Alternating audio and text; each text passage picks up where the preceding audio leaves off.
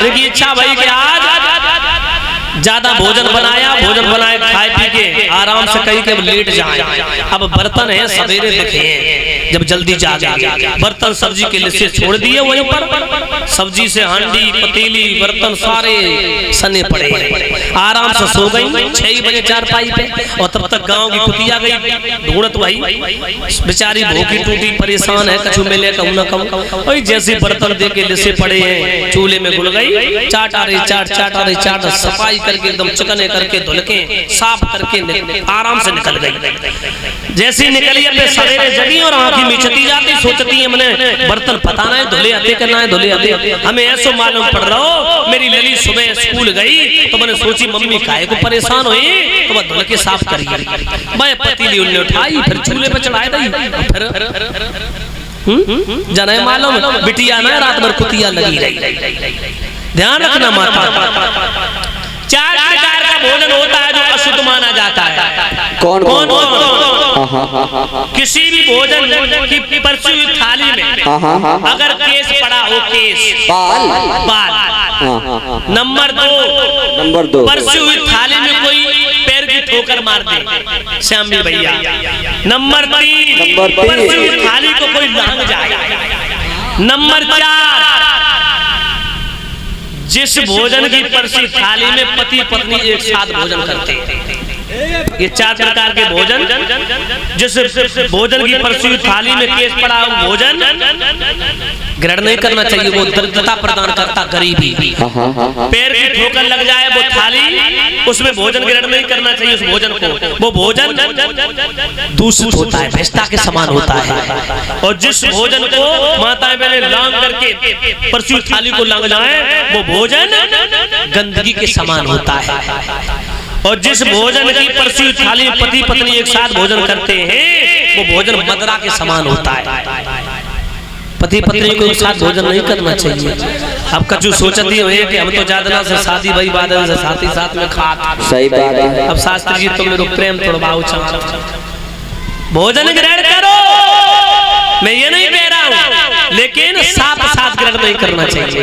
एक थाली एक पात्र नहीं ग्रहण करना चाहिए। अगर ऐसी इच्छा है तो अलग अलग पात्र में परोसो और खा आराम से जैमो। और यहाँ तक बताया है कि अगर पति भोजन ग्रहण कर ले और उसी जूठे पात्र में जूठे बर्तन में अगर जूठी थाली में पत्नी भोजन ग्रहण करती है परोस के तो भोजन प्रसाद के समान बताया गया है। जगन्नाथ अमरनाथ के चारों धामों के प्रसाद से भी ज्यादा उसका महत्व बताया गया है। और वो भी एक शर्त पर, कोई बीमारी ना हो। अब श्यामिर भैया किसी का पति कोरोना पॉजिटिव हो गया, उसने भी खा लिया उसके साथ जूठा तो वो भी पॉजिटिव हो जाएगा। डायबिटीज, शुगर, स्लोपेलिया, टीबी, ये बीमारियां ना हो पति को तो पत्नी जूठे पात्र में भोजन करे तो भोजन प्रसाद के समान होता है। और जब तक कन्या कुंवारी है और कुंवारी कन्या के साथ अगर बैठ करके पिता भोजन ग्रहण करता है तो बाप की अकाल मृत्यु नहीं हो सकती। क्यों? कुंवारी कन्या है, कुंवारी बिटिया घर में है तो बिटिया के साथ में अगर पिता बैठ करके कई थाली में भोजन करता है तो उस बाप की अकाल मृत्यु नहीं हो सकती। उस काल को बेटी हर लेती है, अकाल मृत्यु को याद रखना। अच्छा एक चीज और बताएंगे साथ ही साथ, जो कथा तो चलती है और कथा के साथ साथ आप लोगों को कुछ एक नई सीख देनी चाहिए और नई सीख लेनी चाहिए। सही बात आती है।